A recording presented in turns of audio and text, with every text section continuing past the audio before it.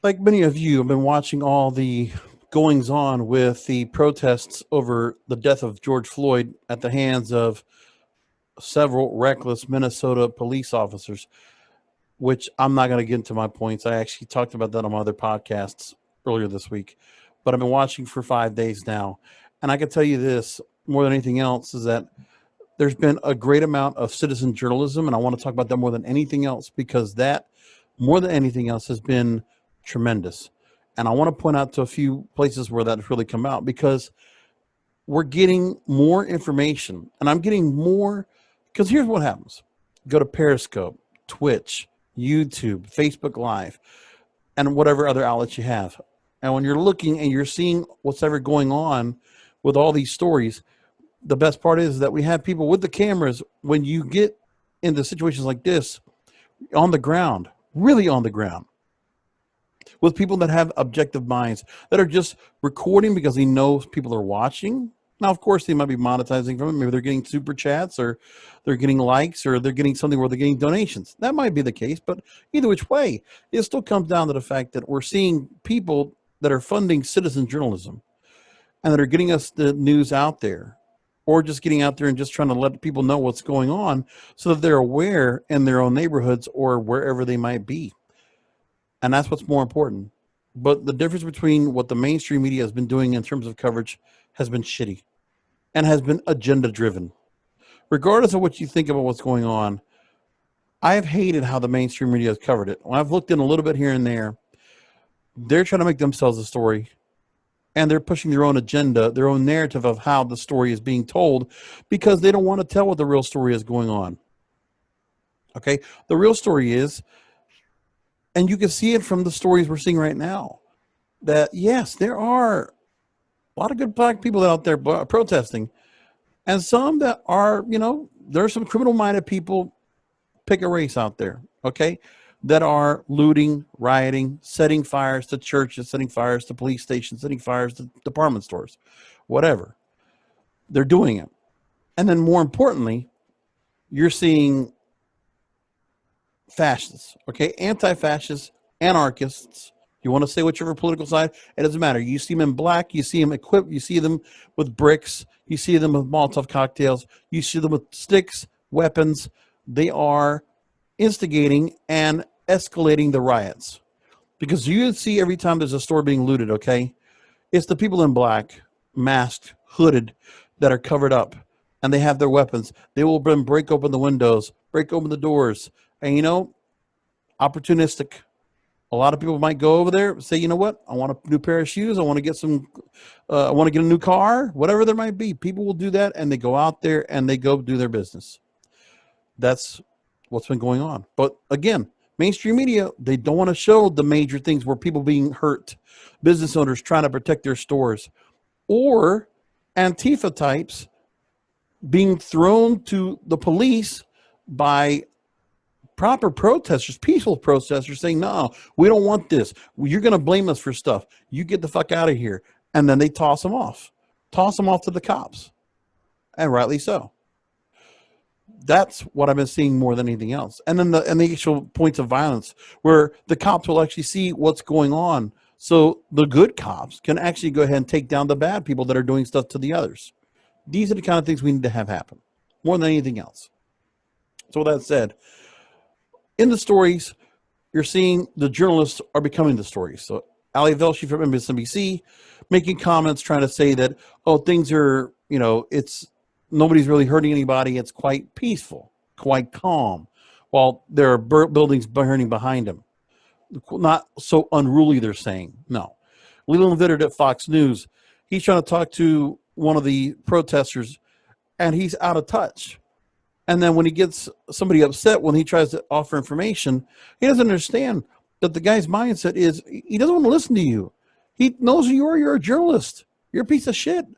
You're high and mighty elitist with the nice hair, this coiffed or whatever. You're Ivy League educated. You're all this that you have no way in touch to understand what this guy might be going through or people in his family or the neighborhood he lives in. You have no clue. You are out of touch. Those kind of things are happening too. And then we're seeing other journalists that, press credentials doesn't matter. You might get shot with rubber bullets. You might get shot with other things. And as for the mainstream media journalists, they're just happy to see this because, oh, it's a it's a moment of valor. You know, they validate, oh, look at me. Look what I did. I got these people to go ahead and talk to me. And I got hit with a rubber bullet because that's what I do. You know, I'm in the field. I'm in the action. I'm on the front lines. Right. Screw you. Ali Velshi, she put a story the other day talking about how he was hit in the leg by a rubber bullet, but I'm fine. And state police supported by National Guard fired unprovoked into an entirely peaceful rally. Bullshit. Complete and utter bullshit. But of course he's going to say that. He's trying to protect some kind of a story. So I don't give a shit about these people in the mainstream media. Let's talk about the real reporters, the ones that are investigated, the ones that are actually showing us what's going on. Let me give a shout out to Unicorn Riot, because these guys, I'll tell you, I've been watching the last couple of days. They're not even so much sensationalistic when it comes to showing what's going on. What they're doing is they're actually talking to lots and lots of protesters of all different kinds, of all different types. And we're hearing what they're saying. More important than anything else, we get to hear what they're doing. Neiman Lag puts a story out about Unicorn Riot. It's a nonprofit media collective covering the Minneapolis protests live and close up. And we're seeing what they're doing. It's a 5-year-old organization. So here you go. And here's the real story. Not what Ali Velshi said. He's full of shit. Police have lost all control in South Minneapolis 3 days after the horrific murder of George Floyd. Masses of people entered the 3rd precinct. They're distributing police equipment and setting fires. And they've been live. And they've been out there every damn night. And they're not like the most glamorous news outlet in the world. But you know what? They got their microphone. You can see what their logo is. And you know it's them. And they've been doing the good job. They've been kicking ass. There are others out there. Right now I'm watching Old Real Swig on Twitch. He's on D Live, and I think he's on YouTube as well. And he's just showing us coverage of all the different stories that are going on. And there have been other people that have been out in the streets. You know, I've been looking at Hunter Walker, been looking at Andy No, been looking at a bunch of others that are doing the Elijah Schaefer, doing the good deed of showing us what's going on out there. Because of Elijah Schaefer, we were seeing the one guy that came after people with a sword, supposedly going after the business, and then people just pummeling him down because of self-defense. And then you have other people in the same way. We're seeing old people being pushed down or women being pushed down by the cops. Excessive force in some cases. It's not, they're isolated, but it's not all the time. Okay? And I think that for a lot of reasons, there are people that are telling you what you should think about what the cops are. And there are people trying to tell you what the neighborhoods in the black communities are. But man, it's so off on both ends. It's ridiculous. And I can't stand all this portrayal that's being done when I can actually see what's going on raw, uncut, uncensored, live. And I'm getting more out of that altogether. So I want to give out the Unicorn Riot. Those guys, again, at UR_ninja on Twitter. These guys have been on it. And they were trending, and that's actually how I caught them, when they were actually trending online about this. And I started seeing their Twitter feed go live. So they were doing I mean, again, I didn't see any kind of agenda. I think the guy was just out there just trying to make the point. Here's what's going on. Who, what, when, where, and why. We're seeing it all. And I got more information from groups like Unicorn Riot than anybody else. Mashable puts a story out and talks about the fact that social media is a new body cam. Protests spread around across the country. But again, that's been going on for a while. We've been seeing that. And I'm telling you, there are some people on social media doing an excellent job. I have seen more stories to really get a good picture as to what's going on. And like I said, we see paid, organized protesters that are agitating all of what this is going on. Now, regardless of what you think their affiliation is or their political affiliation, I don't give a shit about that.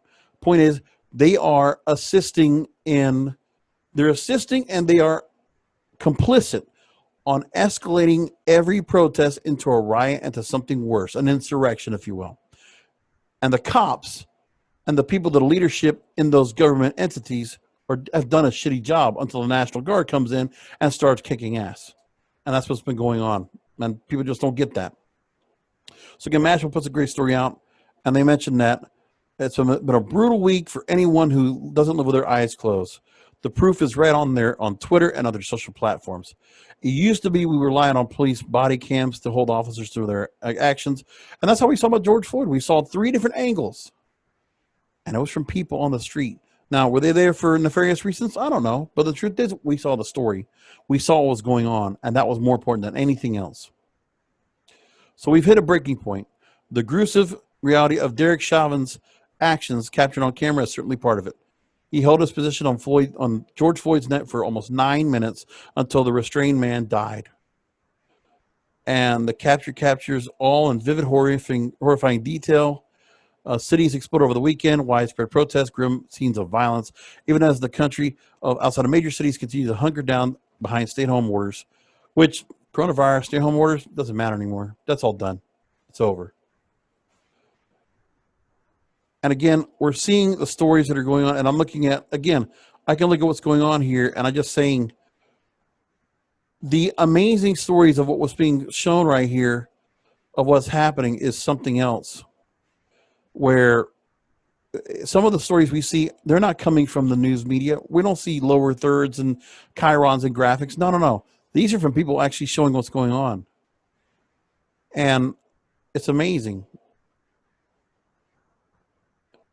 So, and then you see other people talking about, this is not peaceful protest. They're showing us what the real news media is not telling you, what they're not showing you. And that's what's the problem. When you have an agenda-driven media, that's why nobody cares about you. That's why people don't trust you. That's why people don't want to watch you or absorb you or listen to your content or watch it or click on your advertisers. They don't care. And then you sometimes put yourself behind a paywall and you think you're any better for that? No, you're not. No, you're full of shit. That's what you are. So again, we see all this and look at the stories. Again, no chyrons. You know why? Because we're seeing the real stories. Here you go. And this is it. Put it on the news. And see?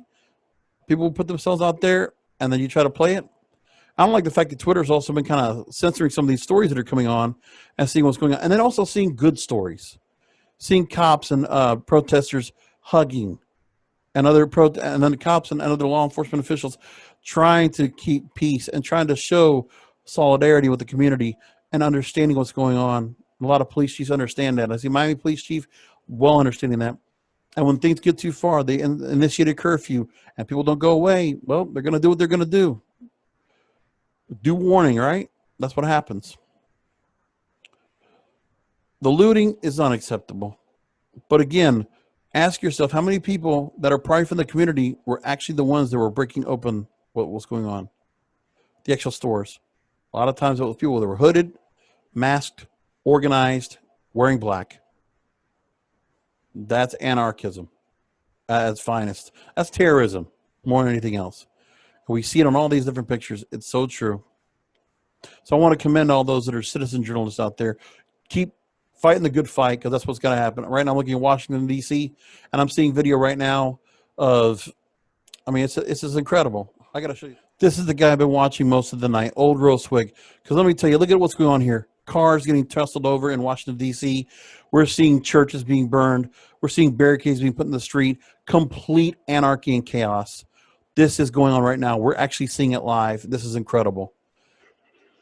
And there you go. I'm seeing fireworks. This is actually happening live as I record. Again, more than anything else, citizen journalists are doing the good job. And the news, they're second best right now with this. They're not doing a good job of it. So I got to commend those. If we did not have those citizen journalists out there, even if you don't realize it or not, you are making a big difference. Look at that. That's incredible. So we're going to leave it there, folks. Talk to you on the next video.